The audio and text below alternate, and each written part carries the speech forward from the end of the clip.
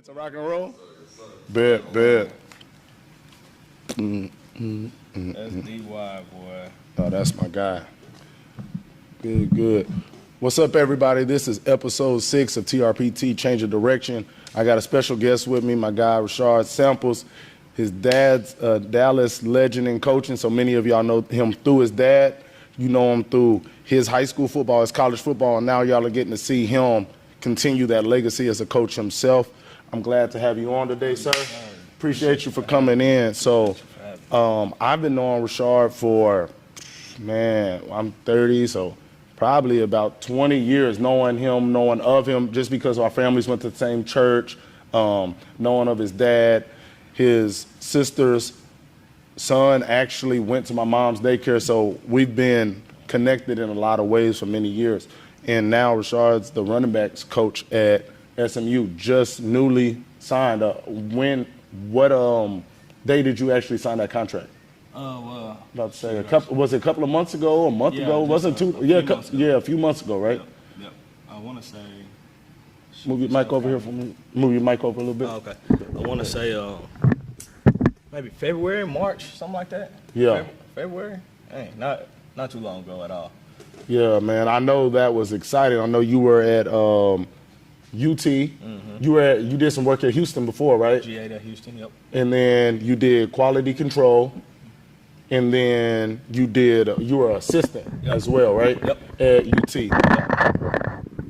Yeah, no, you good. We gonna keep it rolling. But so you did all that different work, and now it lands you here at SMU. So you came to SMU first as a assistant, right? Yep. And you helped with recruiting.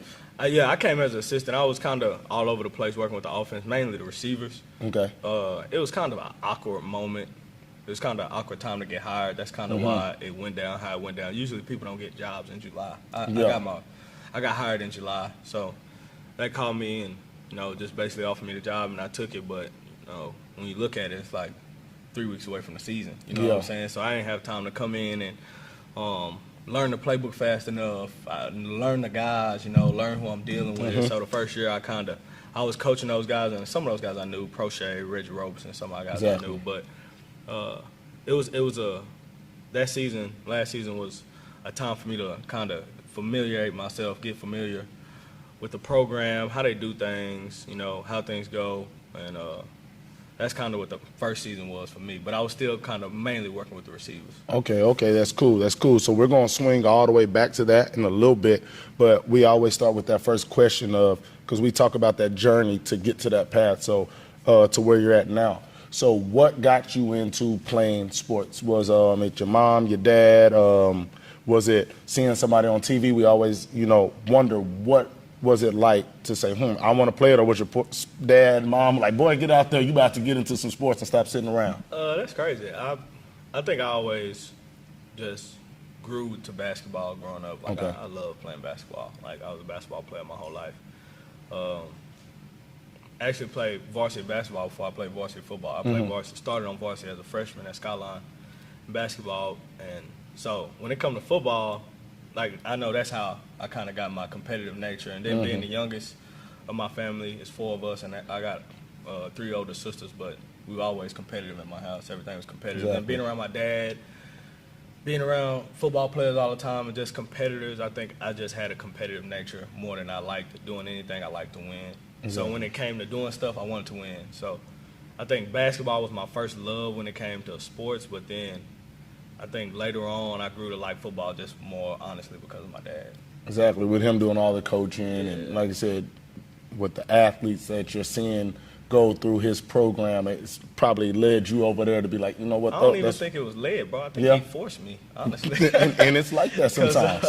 I mean, really at a young age, I was small, like really small. I ain't humongous now, but like I was frail, real skinny, and I can remember going over to Valley Creek and having those practices and for the Mesquite Panthers. And man, even when I was in Pleasant Grove playing for the Wolverines, everybody was bigger than me, and I was getting towed up. I was like, man, why do I got to do this? You know what I'm saying? Like, take me home. Like, I can play basketball. You know what I'm saying? But my dad forced me. Obviously, he knew something I didn't. So, he forced me to stick with it, told me to stick with it.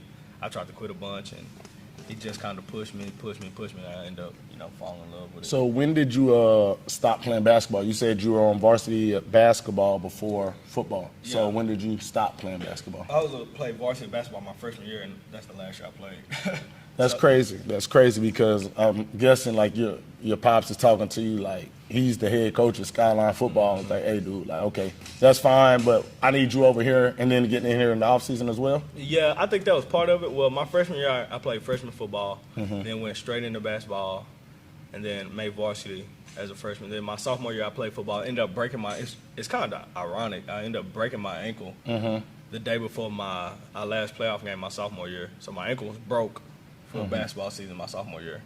Then my junior year, I got back in time to play, then broke my ankle again during basketball season. So my ankle was broken every year during basketball season. Same ankle too. Yeah.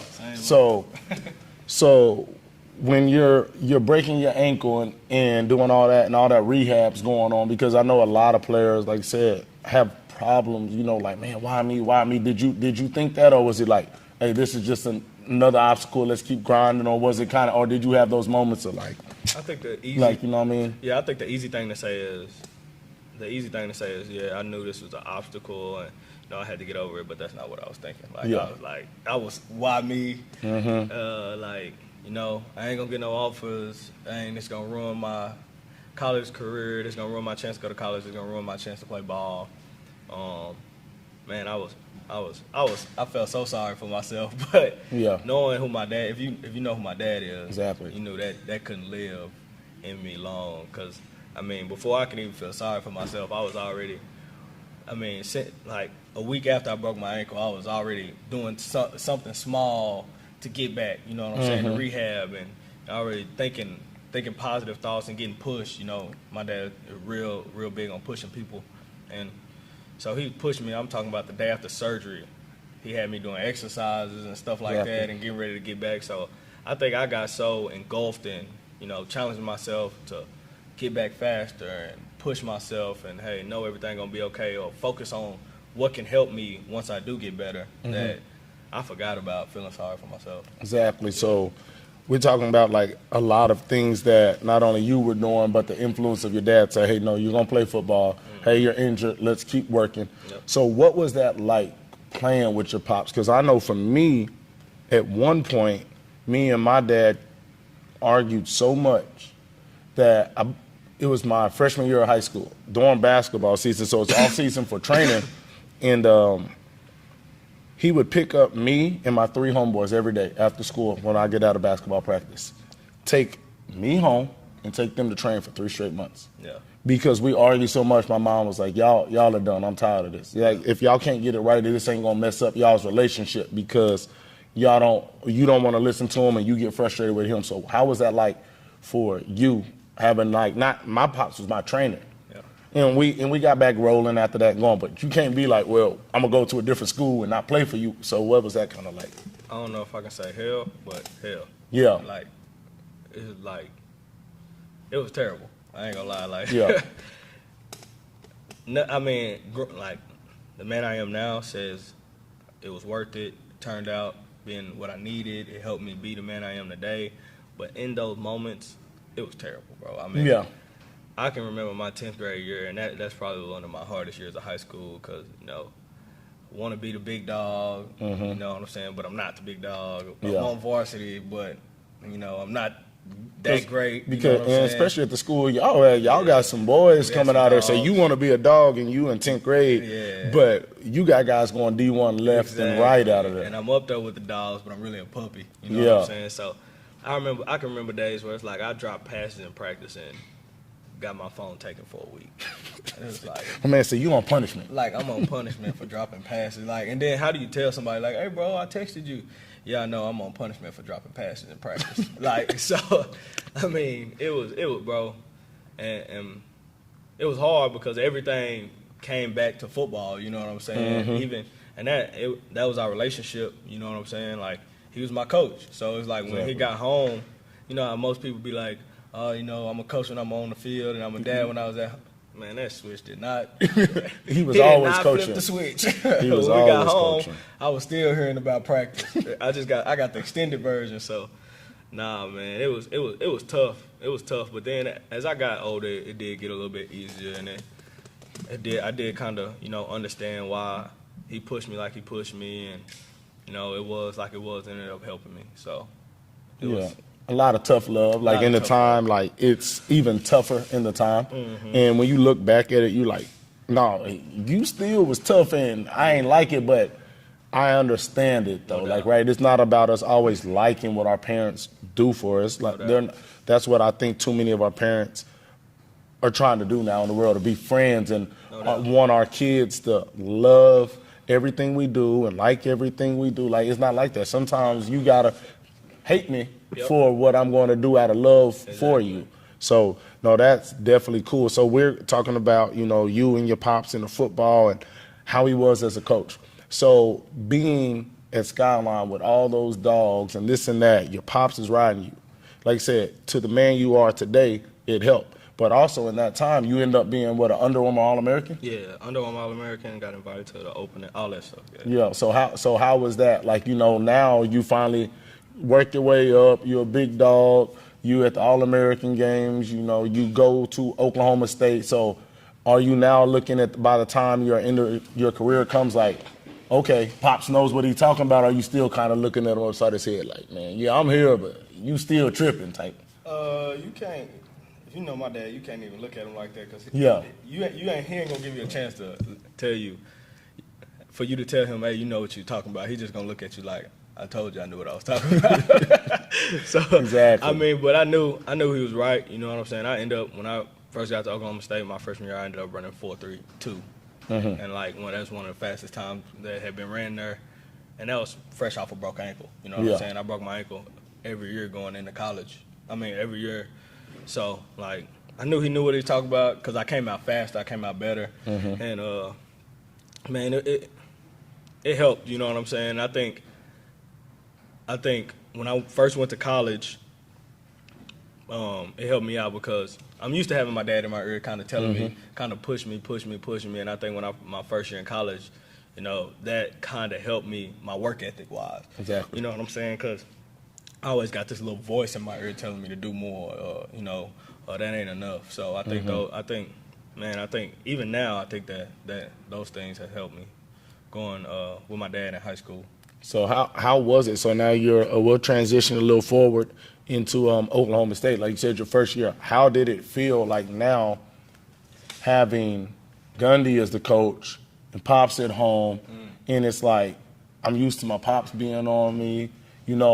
Now I'm going home and I actually get to get away from football if I want to get away from football. Was it weird not having him and then also being able to say, hey, I'm at home. I get to just, chill now, and he don't come home, and we still talking about football all day. Yeah, it was weird. I think it took some figuring out to do too, and I think where it helped me on the work ethic side. I think on the flip side, kind of the con to it was, I was real hard on myself, real young. You know what I'm saying? I couldn't, like, I make a bad play and I couldn't let it go. You know what I'm saying? I couldn't just move on from a bad practice or something like that. You know what I'm saying? I think that it kind of affected me that way, and I think it took my first year of college was like figuring it out, because it's different when you no matter what nobody say, when you own your own, you know what I'm saying? And now you have a bunch more responsibilities you got to take care of. You got to pay your own rent, you know what I'm saying? You got to make it to study hall, you know what I'm saying? You got to build your own schedule, be at everything on time. Ain't nobody going to wake you up, ain't nobody going to do this or that for you. So, I think it just took a lot of figuring out. I think I was real hard on myself. I think that's the difference, where usually I'm talking to myself saying it's going to be okay, because my dad going to be hard on me. Exactly. There was nobody there being hard on me, so I was being hard on myself. And I think sometimes I could have let things go, or, sometimes you got to move on from things, you know what I'm saying? I think that's what that first year it was kind of a maturation process. Yeah, so did y'all, how often did you get on the phone with your pops, from Oklahoma State back to Dallas? Like, was it a lot, or just every once in a while, or what? It was weird. It wasn't as much as you would think. I think my dad was kind of figuring out too, like, I gotta let him kind of be his own man, kind of figure it out, do it. I can't give him the answers, you know what I'm saying? I gotta let him figure out the answers. So, like, looking back, it's not as much as you think. I mean, we did talk a lot. We talked about the ball and talked about the game, but I think he also was a coach. You know what I'm saying? He wasn't trying to step on no other coach's toes. Exactly. You know what I'm saying? They coached me one thing. He can't tell me, hey, you going to do this. I don't play for him. You know what I'm saying? It's not about what he wants. So I think he understood that, and I think he kind of backed off, and that's why I said it was real kind of a figuring out process for me. Exactly. So now you're up at Oklahoma State. You're playing up there, and you're trying to find your way. Like, so just take us a little bit through your career. You know, it don't got to be year by year, step by step, but just take us, you know, kind of what happened to you and through your career up there at Oklahoma State. So I went to Oklahoma State my first year. I redshirted. Traveled the whole year. I was second string, ended up second string on the depth chart, traveling the whole year. I played behind Josh Stewart, who ended up being All-American that year, or All-Conference or whatever. He graduated. And then kind of my second year was kind of a wake-up call for me, you know what I'm saying, because I became that guy, I became in that spot.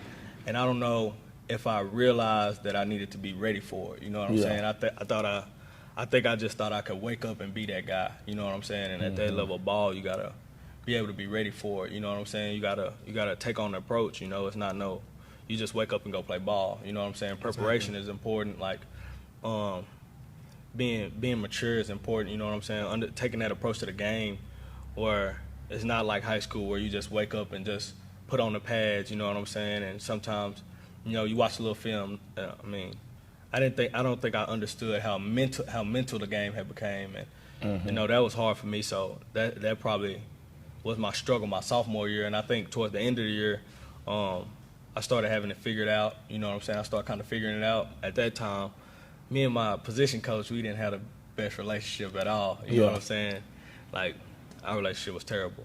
So I think that was kind of a strain. That was kind of something for me to overcome at the time. You know what I'm saying? Kind of looking back, I kind of understand things better. Kind of understand why things happen, how they happen, or, you know, how things could have been different, or what I could have done different, or how situations could have got handled different. But we didn't have the greatest relationship. And then I ended up going to Houston because Coach Herman recruited me out of high school. He recruited me real hard, and Ohio State was one of the schools I wanted to go to. I just didn't want to go up there and be cold. Exactly. So, that's a big deal for us coming from Texas. Like, you too far up north. Up north. So when he got down to Houston, I went to Houston with him.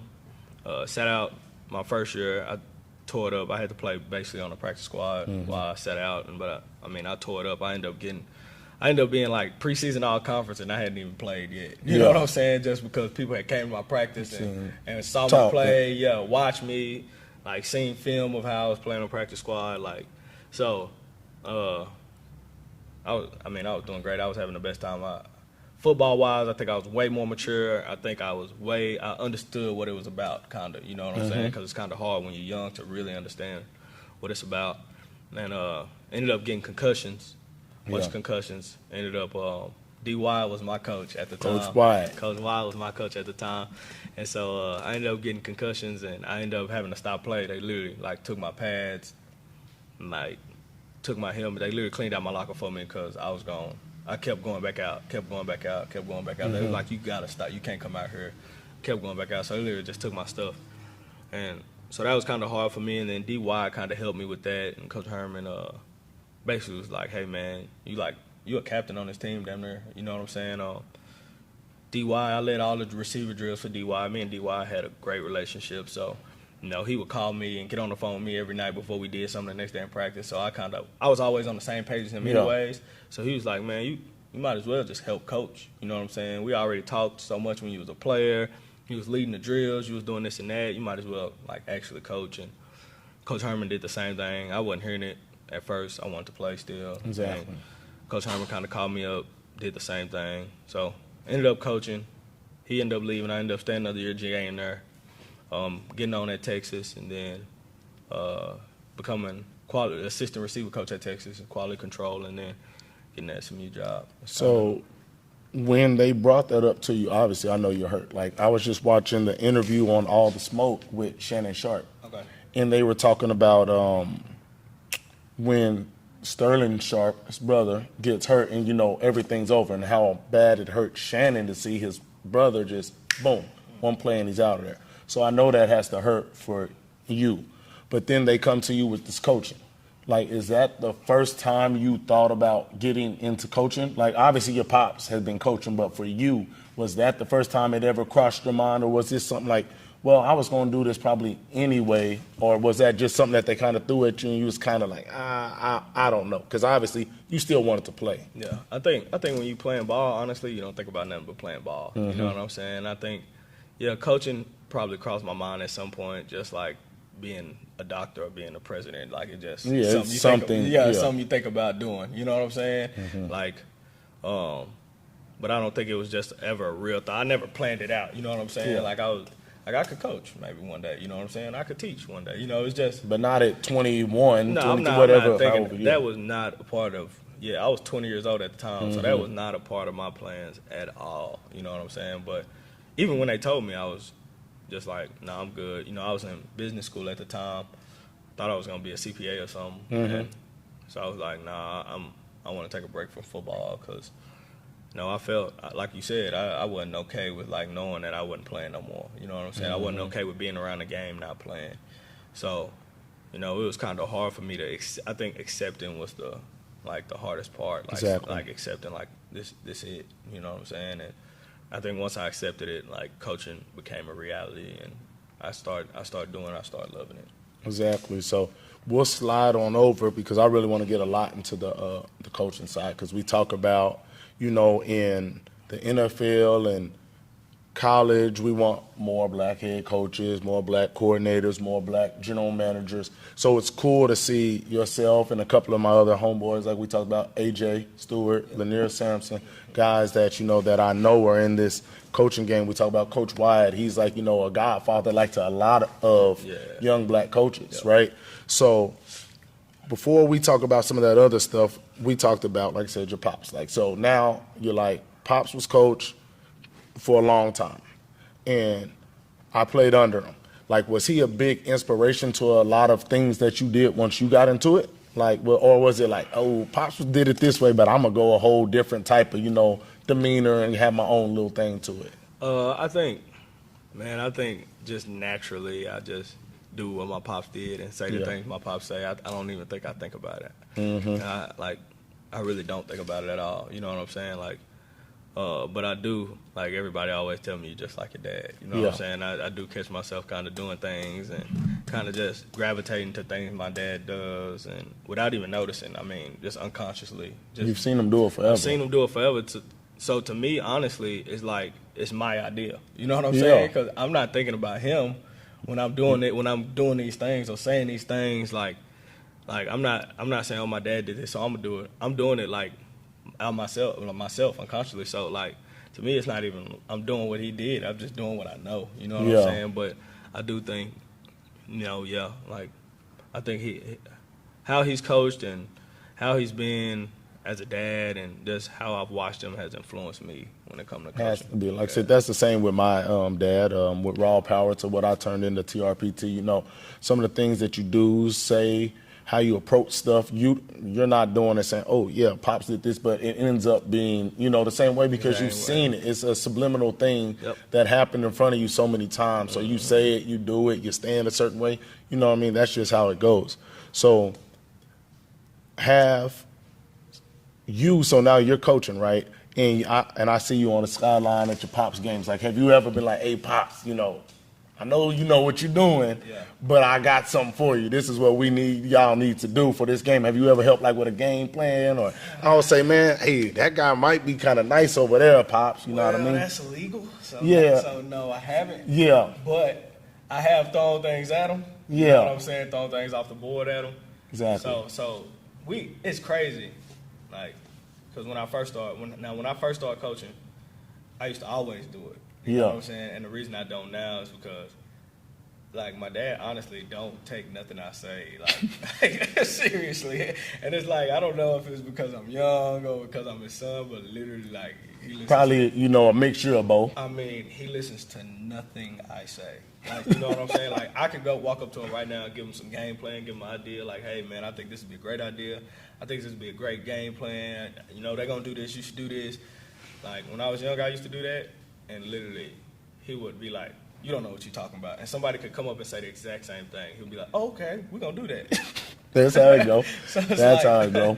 So now at this point, I think, man, I just leave it alone, man. Honestly, I just think it's become second nature to me to don't even give my opinion, Exactly. unless he asks for it. You know what I'm saying? That honestly, I regret that. If I could do one thing different right now in these past 3 or 4 years, if I could take one thing back or like change one thing, I was on the sideline at that state game. I was just about to ask you about it. I was gonna go. I would run up and tell him to put certain people in the game, like you know what I'm saying. But because I saw him, he wasn't paying attention at the game of like who was going in, and I wanted to go sub that quarterback in at the time. Exactly. You know what I'm saying? Go put him back there. Go put one of the like big receivers. He got the 6'5" receivers back there, and I seen him talking to the ref, so I know like he wasn't thinking about it at the time. You know what I'm saying? I'm literally watching him talk to the ref, so I'm like, okay, he talked to the ref like, dang, I want to go sub him. You want to go call a timeout? Hold on, get these I want to go dudes stop in there. him, and like I literally remember standing there like doing like I'm gonna go tell him. No, I'm not. Yeah. I'm gonna go tell him, and I literally just was like, dang, I ain't gonna say nothing, man. I was like, nah, I ain't gonna say nothing, man. What's the chance? And that Bam. 1% chance. Bro, it is literally like that's one of the things I literally remember going like, and we didn't talk about it till way later because obviously it's a sore subject. But like way later, I was like, man, I wanted to tell you, I wanted to go make some substitutions back there for you, and he was like, damn, you should have told me. And I'm like, well, I'll tell you everything else. You never listen. and then it's the state game. It's the state last game. play. You Yeah, gonna probably turn around and get out. You know what I mean? Get out of You here. should have told me. I was talking to the ref, and I was like, I know, I saw you. He was like, I wouldn't even think about it because he was like, man, you right. We should have did that, you know. And he was like, I was talking to the ref. I wasn't even paying attention. I wasn't even thinking about it. He was like, I was just making sure like the ref spot the ball right. Exactly. You know, Trying to get everything. Yeah, trying to make sure all the time come off the clock, like making sure they know and so yeah, like I said, so he's paying attention to all the small things so they didn't get that extra play in. You know, like it'd be 4 seconds and they throw the ball 80 yards and it's still 1 second on the clock. He talking to the ref about all the rules and all the stuff, making sure everything happen right, what they can't do, and shoot, like I said, and that, man, I literally remember where I was standing, staring like, I'm gonna go do it. I remember we was all at my parents' house. No, you good. Hey, can you hit his phone real quick, Judah, for us? Appreciate you. I didn't know. Yeah, you bring it to him. But yeah, so I remember being at my parents' house, and we're literally in the living room, me, Scooter, all the families over there, and we like, something finally did it, dog. They threw that ball. We all just sat there like this. That don't make no sense. Like we were all like shook, and I remember the picture. Man, I cried like a baby. That I believe your dad was walking off with you, and you would have thought that you were either in the game or you was the head coach, man, right? So like, how did that like bro. Feel like? Because I feel like it's something like how Shannon Sharp felt for his brother because it was his brother that lost his career, and I think most of us as humans would rather be like, I'd rather it be me than somebody I love, right? Yeah. Like I'd rather have lost the game than my pops losing the game. I'd rather that injury been me instead of my brother. So that's why I kind of seen in that, like, you know what I mean? It was just like, boom, like you took it tough. Bro, I cried like a baby, bro. I remember once they broke for the timeout, I'm gonna tell you how it happened. Once they broke for the timeout, so I remember standing there, I was standing like right kinda behind, not behind the bench, but like corner to the bench a little bit, and I'm thinking like, okay, let me go help them. I want to tell them, then they break. So now it's over, I ain't got no chance. I remember saying, like, I got a sick feeling in the pit of my stomach. I remember walking to the bathroom and sitting on the floor. So I'm sitting on the floor while this play is happening, watch the play on the TV. Because I'm like, something bad gonna happen. Mind you, I played on the South Lake team that was up 10 with a minute and something left. They got an onside kick kicked against them that went 8 yards, got a PI on 4th down.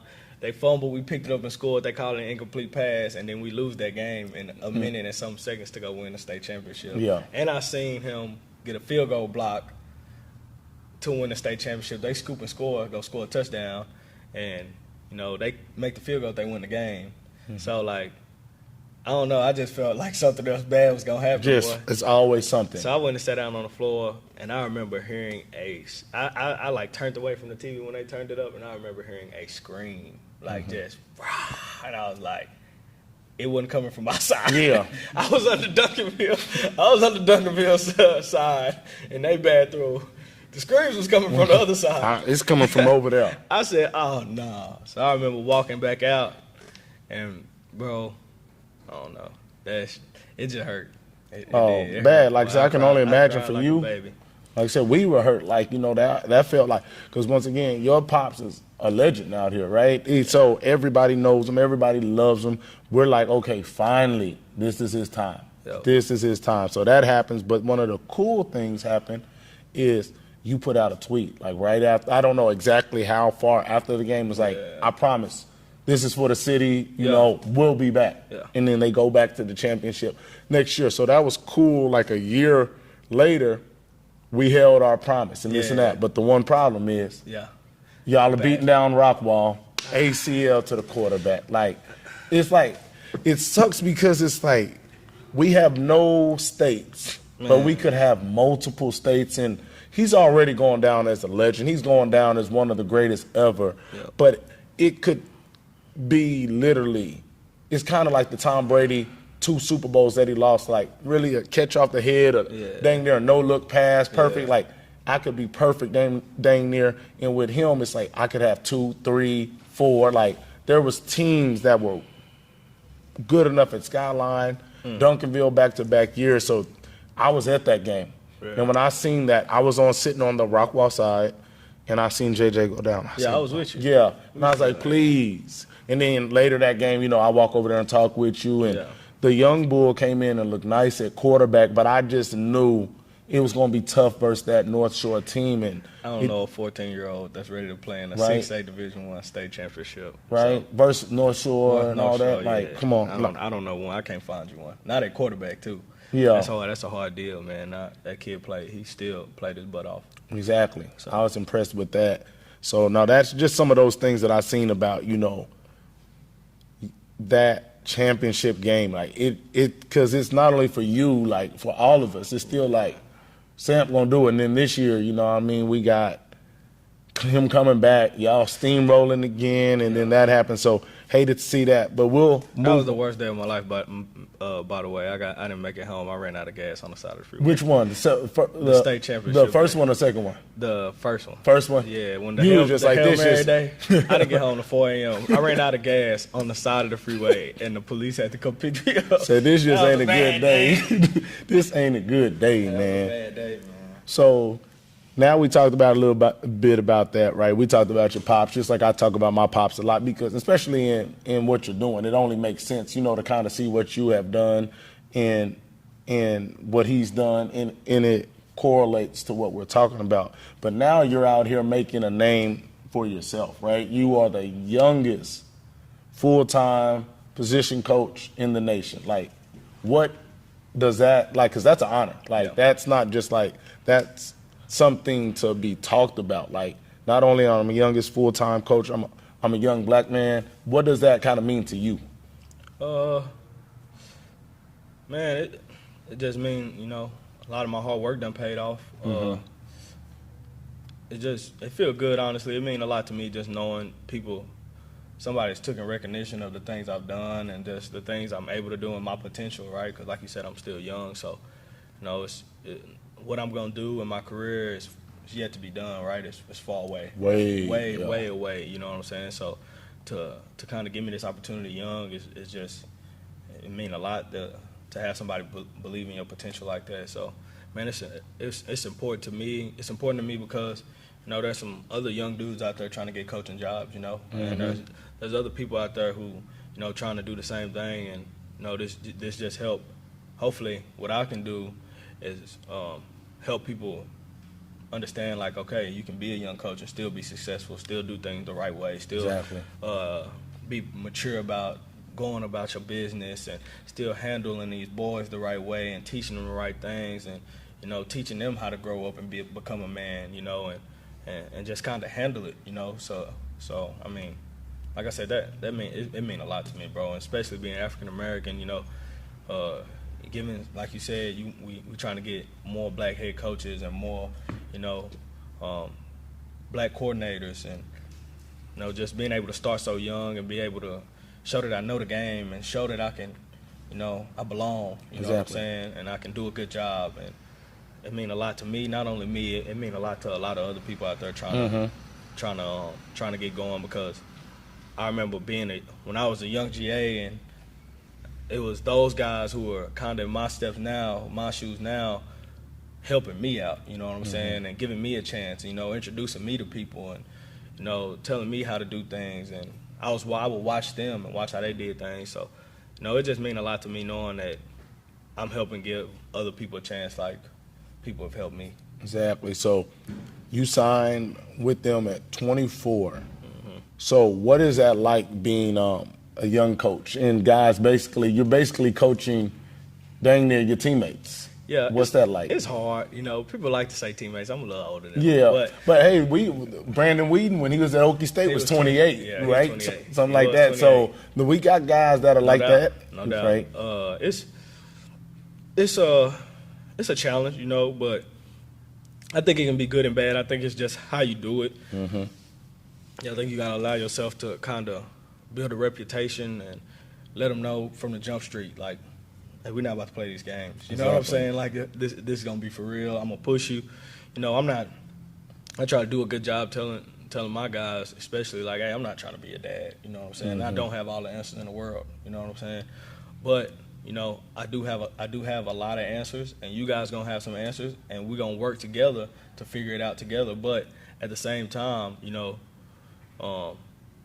it's my job to get the best out of you guys. It's my job to push you guys, and it's my job to kind of be that not father figure, but kind of that older guy in your life that kind of guides you and helps you make decisions. So, you just kind of got to establish that reputation and be that guy, right? You can't just go in there and tell them that. You gotta lead by example. You gotta lead by example, and you gotta show them, and they always watching. You know what I'm saying? We say, they grown, but it's like kids. They watch everything you do. So, I mean, as soon as they see you kind of have that moment, or as soon as they see you kind of do something maybe that's kind of like, I don't believe Coach. You know what I'm saying? Exactly. I don't believe what he's saying. They're gonna act on it. You know what I'm saying? So you just got to be consistent. You know what I'm saying? You got to be. It take a lot of consistency, and it just, you know what I'm saying? You just got to handle it the right way. Yeah, I think in today's world, being a young coach is a big advantage because everything's on your cell phone, social media, right? So some of the older coaches don't know what, let's say TikTok is, or don't know what this is online, or what this meme is. So it's easy to relate to your players. Yeah. And I think the world we live in is more about than ever is being relatable, right? That's why you have influencers on Instagram, because people relate to whatever girls on there, whatever guys on there, and that's what's really helped me in training. Some guys have this trainer that's 50 years old, and no by stretch of mean is that like some old guy. Yeah. But when they go in there talking about new dance or Lil Baby or a song, and I can talk to them about it, it makes it easy to connect. Yeah. And I think these young coaches, that's why we're seeing guys like you, AJ, succeed, the McVays, Charlie Weiss Jr., these are all, young names, Shanahan and all those guys, succeed because they can relate to these players. And if you can relate to your guys, they'll run through that wall for you. And then if you can't relate to them, you can have all the knowledge in the world, but they don't really want to play for you, right? Because it's just like, yeah, you are giving me a lot of knowledge, but I don't think you care about me or care about what I care about. Yeah. And I think that's a big advantage for a lot of guys like yourself that do have the knowledge, that do have credibility, that do have, experience of where they're trying to get, right? I played at this level. I played at levels that some of these guys will never be able to play at as far as like what I was able to do in game. So you can ask Coach Wyatt, say, go Google me. Yeah. Like, go Google me. I Go did Google this. me, yeah. So I think that's a big advantage. But what are some of the things that in coaching now that you're saying, you know, you're young, I'm new to this now, I'm a running backs coach, and I played receiver, and of course you told me, you know, you did some GAing and all that stuff at running back, so it helped out. But what are some of the things that you didn't see, you know, before you got into coaching that popped up and was like, oh, this is a little tougher than I thought? I think a lot. I think as players, you don't realize everything that go into games and game planning and how, you know, how long the days are when you're a coach. You know what I'm saying? You got to break down the film and everything, like I said, that just goes into it. And then I don't think you have a real knowledge of the game until you kind of switch over to that side, other than if you play in the quarterback position. Exactly. You know what I'm saying? But I think when I was playing receiver, I know me, and I'm going to speak for myself, but when I play receiver, you know, I knew what I had on whatever play it was, you know what I'm saying? But I know I have it, but you're not thinking about why we're running it and conceptually how does this fit in and conceptually why we're doing this and, you know, how is this going to put us in an advantageous situation, you know what I'm saying? And you don't think about all these things. You don't think about what kind of protection we're running and why we're running this protection or what we're trying to set up or what this does to the defense or what we make the defense see. All you know is, okay, when we run Niner, I got a slant on that play, you know what I'm saying? Or we run Laker, I got a post or whatever, you know what I'm saying? Exactly. So it's like, that's all you think about. So I think once you kind of switch over sides, you see kind of like a quarterback's view, you see the whole view of the game, you know what I'm saying? You can see the whole, if it's a puzzle, you can see the whole puzzle, you know what I'm saying? And how everything fits and why, you know, more of the why. So, like, knowing that and knowing what it takes to go into the game, probably all of my coaching friends have said it's way more satisfying to win a game as a coach than a player. Oh, way more. Because, like I said, a player, you know, you go do your hours, you in and out, you still doing this, doing that. We win, we lose, we lose. Yeah. It's like, I feel like as a coach, I installed this play, I done did this cut up. like a director. Right? You done did all this just for it to crash, right? Yeah. I did all this setting up and putting in the pieces and ain't none of it work, or all of it worked and you feel that exact same way, that it's way more satisfying to get that win as a coach? I don't know, maybe it's because I'm a fresh player, but I do feel like it's more satisfying. Yeah. But I wouldn't say way more. Yeah. I think, like you said, especially this, I wouldn't have said that if you asked me last year. Yeah. I still would have said, you know, I think as a player it felt, but like really kind of being involved with it and this year and being like real all the way hands on every single, I think, you know, the wins were a lot more satisfying. Yeah, no, I can definitely see that. So what's one of the proudest moments, right? You're still a young coach, so there's a million more, hopefully, right? That moments that we have to be proud of. But to this point, being such a young guy, getting your first full-time gig, what's outside of getting the job, what's been one of the proudest moments you've had? At SMU or just coaching Just in general? coaching in general.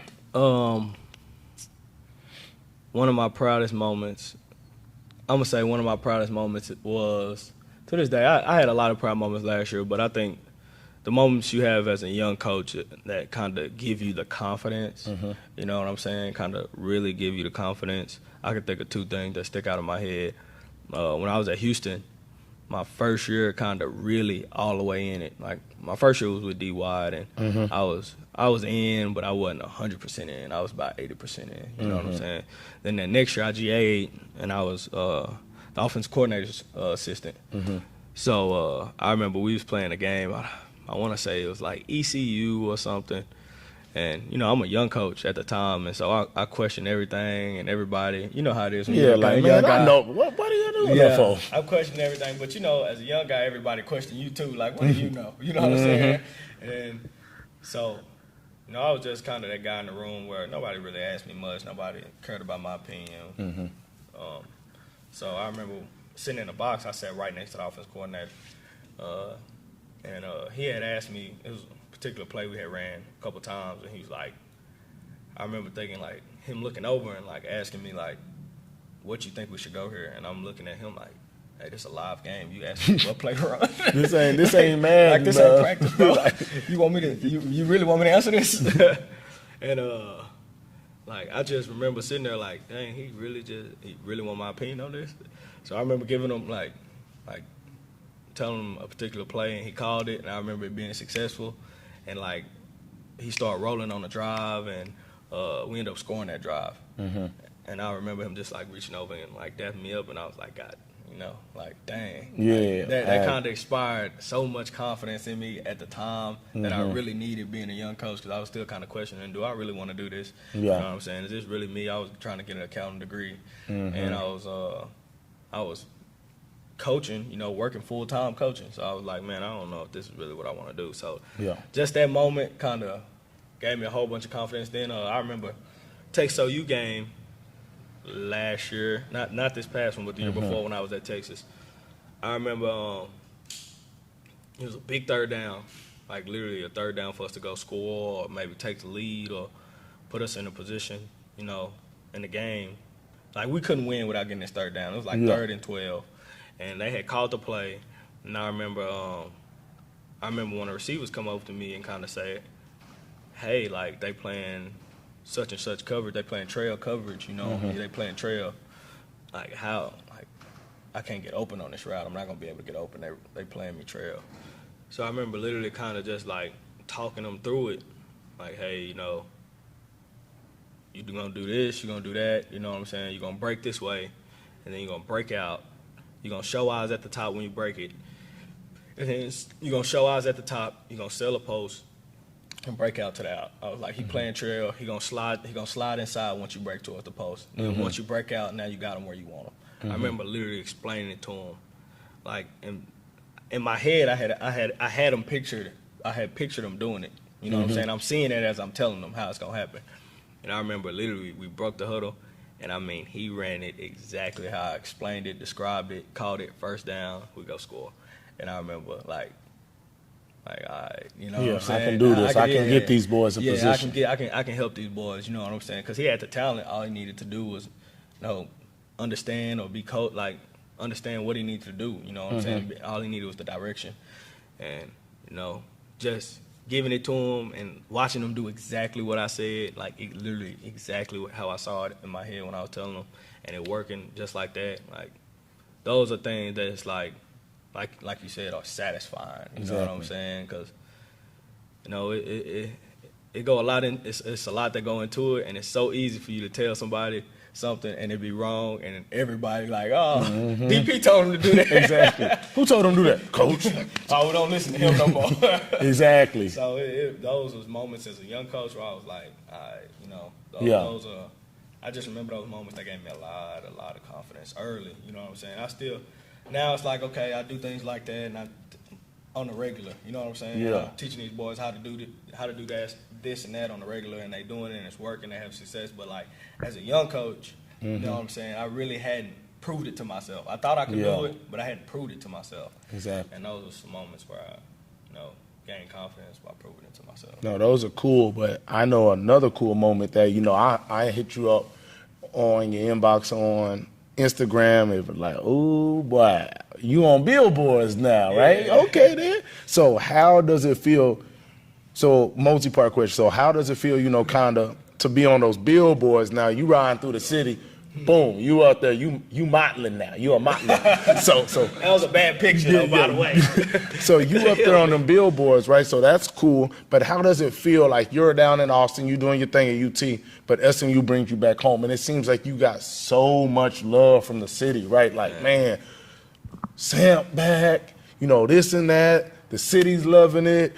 SMU recruiting's going to go up because, you know, them boys really want to come out there and play for him. They know him. Obviously, they know Pops. Yeah. So how did it feel, you know, to see yourself up on the billboards, and how did it feel like for the city to rally around you? Bro, that first couple of months, because I think I got the billboard up when I was in August. And I remember I got the job in July, mind you, like mid-July. And, bro, just to kind of give you some context, like, I was in an Uber when they called me and offered me a job, trying to figure out how to get my car towed. It was on the side of the road. I had busted my tire. I'm talking about having the worst day of my life. So you just always got car problems. Bro.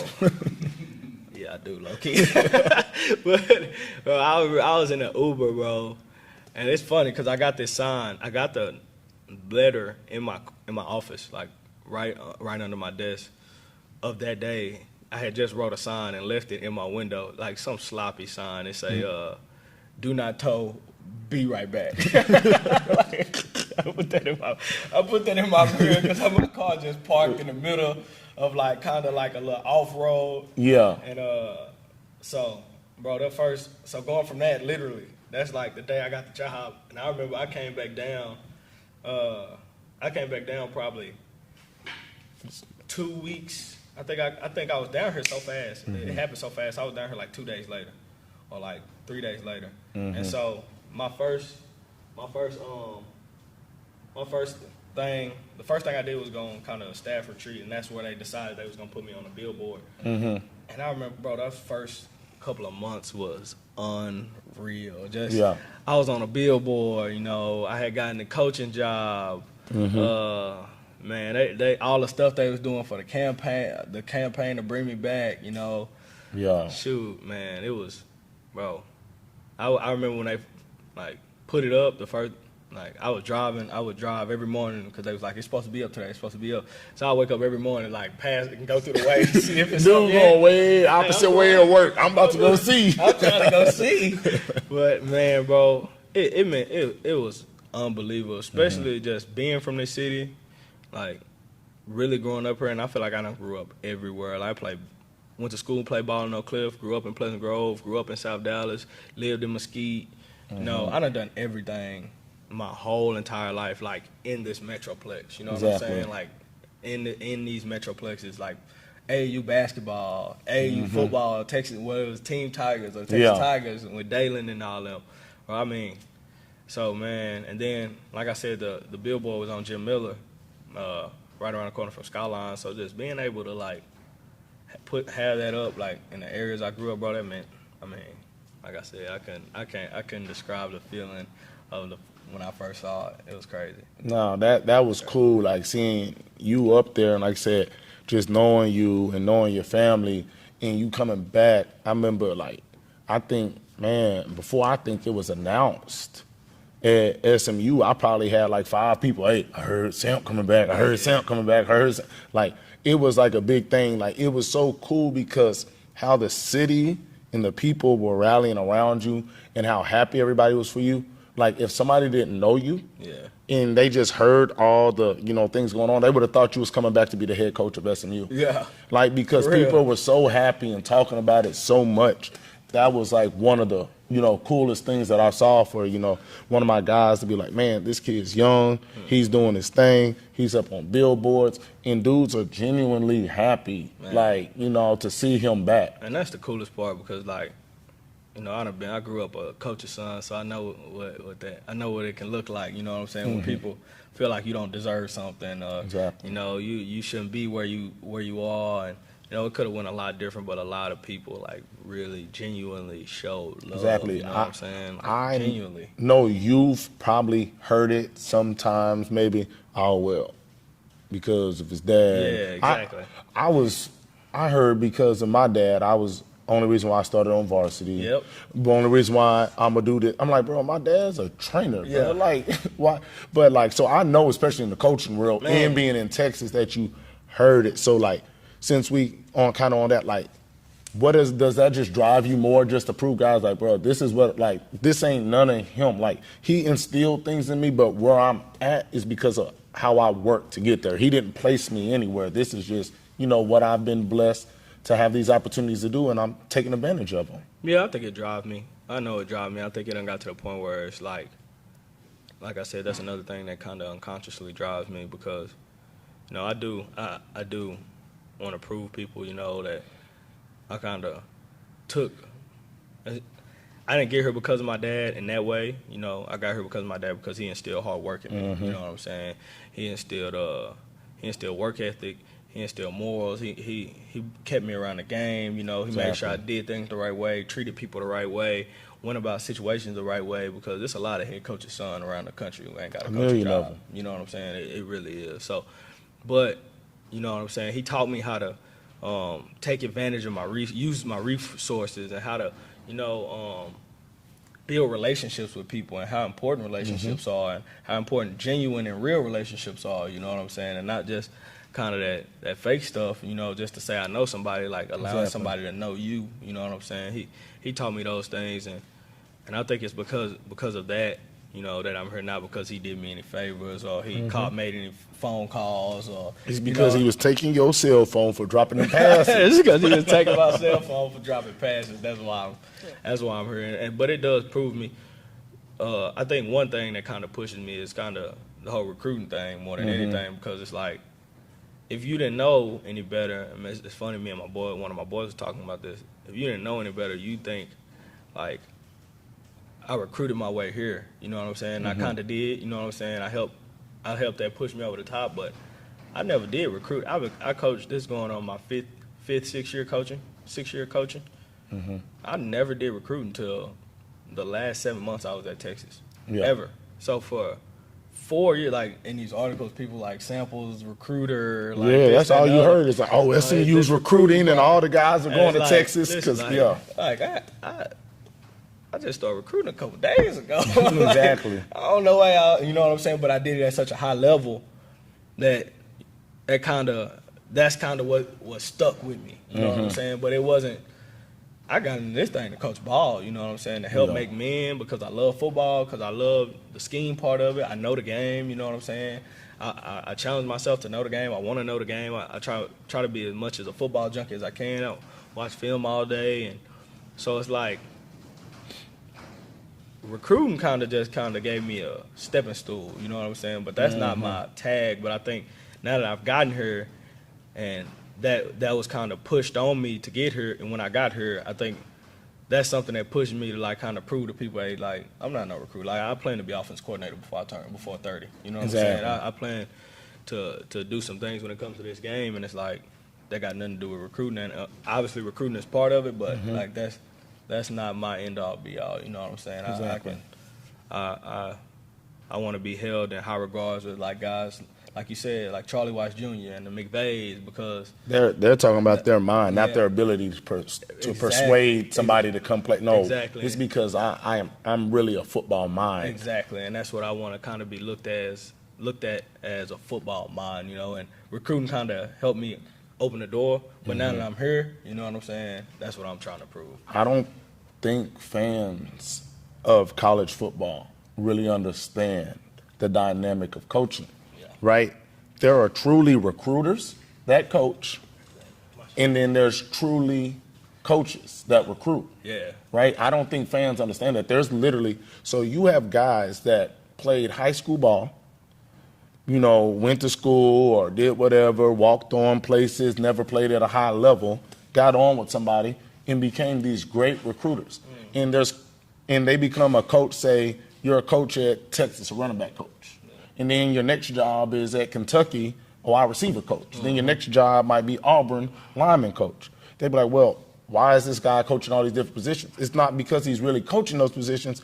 They just want him on, these guys want them on staff because they can get really good guys on the team. Like I've played for coaches that have no idea how to coach at all. Man. But they can go get that 5-star. And what a lot of coaches, especially SEC coaches, I've heard in the motto of the SEC, it's about the Jimmies and Joes and not the X's and O's. Yeah. Meaning for the casual fan out there is... Can't game plan for Derrick. Right. You play against Derrick Henry every game. Right. You can be the best coach in the world. You coach DP up at corner. You tell me everything to do. Julio gonna still jump over my head, right? I can't coach you good enough to stop Julio. Right, and that's what some coaches really live by. But I like the guys that say, hey, I'm gonna recruit, but I'm a coach. Yeah. I'm not a recruiter that coaches. Yeah. So you're on the track of, hey, I want to really show that I have that football mind. Yeah, I'll say right now, but I always tell myself I'm trying to get a PhD in football. You know what I'm saying? So I'm diving head first in the game, and it's like, and the hard part is actually I've had to like kind of train myself now to get better at recruiting when it comes to like actually like having a plan for it and kind of being consistent with it, because when I was kind of doing the recruiting at Texas and when I first got here, I mean, all I was doing was just being myself. Just freestyling. Just freestyling. Like, hey, this is so-and-so, so-and-so. And I'm like, hey, what up, bro? You know and they just we just vibing. with you. Yeah, we just vibing. I'm not doing, most of the time, most of the kids I recruited there tell you, for the first, if I recruited them for 4 or 5 months, we barely talking about the school. We ain't talking about what position he gonna play. We just getting to know each other, vibing, Exactly. talking on the phone. You know what I'm saying? Like I said, getting to know each other, having a relationship.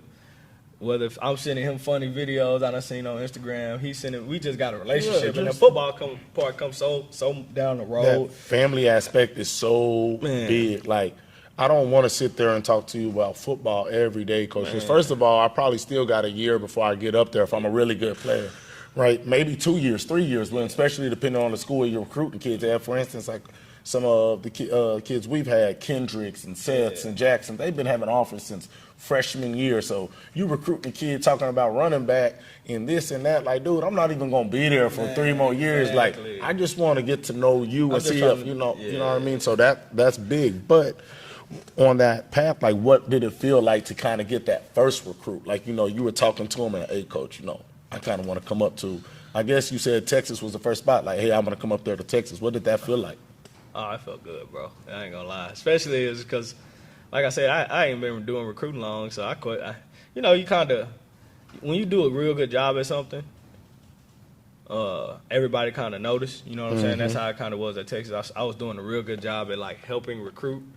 But then it's like those that would start becoming guys that I was recruiting, that I was responsible for, whether fully responsible, like all it. It's different when you helping somebody. You know what I'm saying? When you passing the ball, they shoot it, they score, like I passed it to them. But it's different when you got the ball in your hands. Exactly. So it's like, it was like, dang, you know, now the ball in my hands on this one. It's my job to score this one. And it's like, I don't know. It felt good. It really felt good because I really believed it was the right choice for the kid. You know what I'm saying? Instead of just telling them, like, right, there's how many coaches that say, man, you know you're going to be a dog up here, a receiver. No, we're moving you to safety. No, you're moving to safety. And that's why I really, really felt good, because I was like, man, this kid going to ball out here. You know what I'm saying? And even the first recruit I landed at SMU, I felt kind of the same way. Well, like the second. I felt kind of the same way about him, when it's like, and I felt so good because I know he going to be taken care of here, his family here, man. He going to really enjoy playing ball here. Yeah. They going to take care of him. You know what I'm saying? Our coaching staff, we got a good coaching staff. He going to be taken care of. And he really going to have a chance to break records in his city, and his whole family going to be right there front row. His whole family. I'm talking getting about. To see it all. Man, just like James did. James will have 80 tickets to every game. Yeah, all the time. All the time. Love seeing my boy pro. Whole section of the stands got Channel 3 jerseys. So man, that's live to see your family being able to really be there and support you, because they watch all your high school games, your Pee Wee games, and then like some guys go off and their mom and dad in a 5-year career might make it to 5 games, 1 a year, because you live in Dallas but you went off to Oregon to play. Like, we ain't got money to be going back and forth to Oregon all year. That's the hard part, but that's why it felt good, especially with the kid from Dallas. His family gonna be front row to every game. It ain't nothing like. It don't matter how good the game feel, how good the win was, this, that, and the other. It's a different feeling when everybody walk out the locker room with their family, and you walk out and you know, people ain't there. You know what I'm saying? You gotta go. 100%. You gotta go hug somebody else's family. You know what I'm saying? That ain't a great feeling. So when we talk about you being a young coach, doing your thing, what advice would you give to other guys trying to get into the coaching game? You know, these young guys, you know, everybody thinks, oh, like I said, because we talk about, I'm vibing with these guys and this and that. But at some point, some of these young coaches want to be too cool, right? Yeah, that's what I was going to say. So what advice would you give to guys that are coming in to the, you know, the coaching game? I would tell them on that side, when it comes to being kind of cool, like, you already have power, like you said. You already have an advantage, right? Like, so know when to use your advantage. You know what I'm saying? That's the big part, like you said. So it's kind of funny you said it, because it's different. You like all these older coaches, they don't know how to use TikTok. They don't know how to use that, this, that, and the other.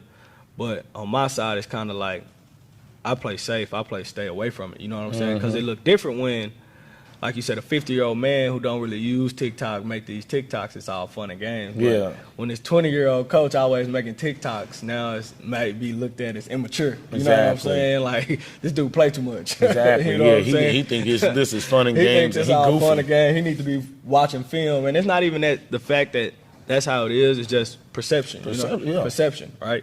So you already, if you're young, you already hip to little baby. You already do this. You already know what's going on. You already in the media. You already current. You know what I'm saying? You don't always need to know when and when not to use It's it. kind of You know like what I'm saying? a video game. You only get your special move so many Yeah. times before the bar run down on before it, right? before everybody like he taking it. I don't want to deal with him. He take Yeah. advantage of this. Yeah. He doing too much. Yeah. Boy using the special kick every time. Exactly, yeah. So Overdoing it. overdoing it, right? And that's a real thing, especially in a profession where it's not that many young people. Like, it can easily be looked at as you overdoing it, right? You doing too much, right? So, man, like, just knowing when to use it, just knowing how to use it to your advantage, right? Like if you see me, I'm not on Twitter a whole bunch, you know what I'm saying? But like when I do, I try to use it to my advantage. I try to, have a brand and sell my brand, you know what I'm saying?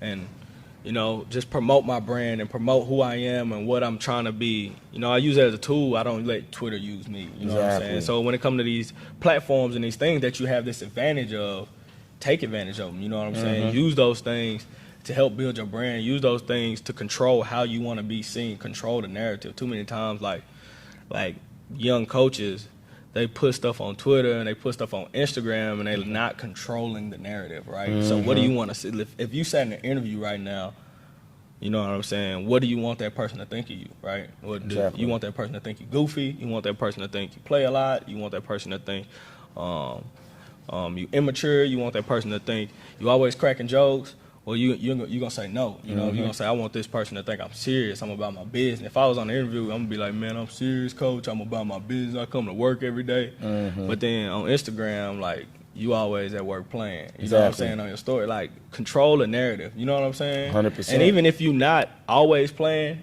if I see that on your Instagram, perception That's what is I reality. see. That's what I'm going to think. You know what I'm saying? And it's like, especially when you work in a profession when young coaches are the minority, you know what I'm saying? And it's getting better, but it's like you got to control the narrative as a young coach. You know what I'm Exactly. saying? What people see is what they're going to think, regardless if you post a video once every 2 months and it's a goofy video. Yep. But by the time that catalog builds, right? I was like, but those videos, but that's all I see. That's all I see of you. That's all I see. That's all I see of you. And that's why I tell coaches and athletes alike, hey, man, I say, you might be a lazy athlete, right? But if you just record one thing you do a Just day do of 3 working out, push-ups, Pour some water on your head. and then, but that's like you're controlling the narrative. Now that's control their the job to narrative. do the due diligence to see if what they see on a daily basis is right.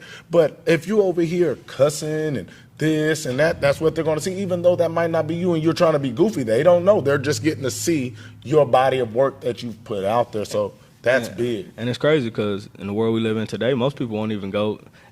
Things are so easy for us to obtain. A lot of times we don't even take a lot of time going to do the due diligence. So you might be dealing with somebody that want to give you the job. All they're going to do is check your Instagram. And they look at your Instagram story, and then you got some things they're like, oh, he always playing. Oh, he doing this. Like, that's your chance you literally can make them think.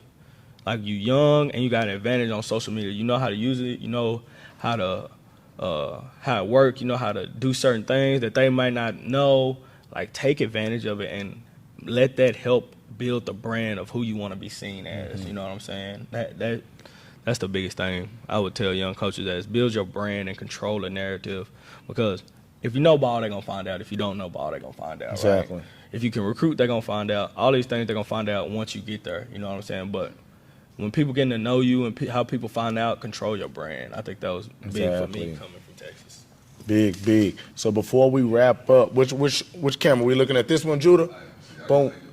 Well, we're going to look at this camera right here.